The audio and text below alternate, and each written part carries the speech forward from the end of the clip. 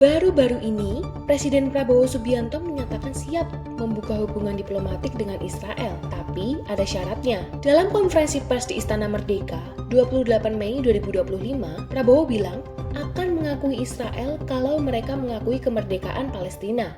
Begitu negara Palestina diakui oleh Israel, Indonesia siap untuk mengakui Israel dan kita siap untuk membuka hubungan diplomatik dengan Israel. Prabowo juga menegaskan bahwa Indonesia akan tetap mendukung solusi dua negara sebagai jalan menuju perdamaian di Timur Tengah. Tapi, pengamat politik Universitas Diponegoro, Nur Hidayat Sardini menilai, langkah ini masih terlalu dini. Pandangannya berdasarkan pada sejarah panjang sikap Israel yang dianggap nggak konsisten dan sering melanggar komitmen. Sejak 1948, Israel telah merampas tanah Palestina dan terus melanggar hak-hak rakyat Palestina sampai hari ini. Ia juga menyebut, Israel selama ini dapat dukungan kuat dari Amerika Serikat dan negara-negara besar lainnya dari sisi politik, militer, maupun diplomatiknya. Selain itu, solidaritas negara-negara Arab dan Islam yang masih lemah dan nggak pernah benar-benar bersatu memperjuangkan Palestina. Israel juga punya kesatuan internal dan ketahanan nasional yang tinggi. Makanya, dukungan internal dan eksternal membuat mereka sulit digoyahkan. Nur menyarankan,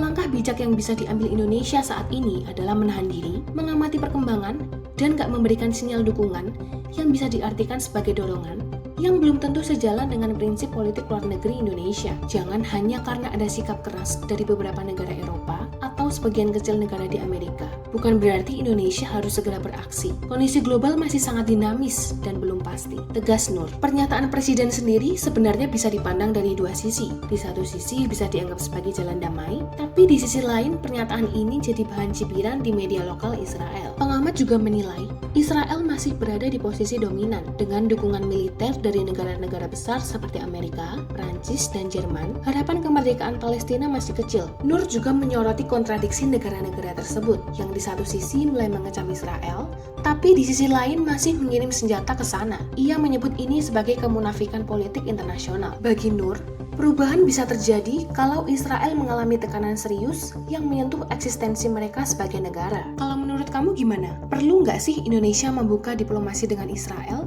ketika udah mengakui kemerdekaan Palestina? Coba tulis di komentar ya.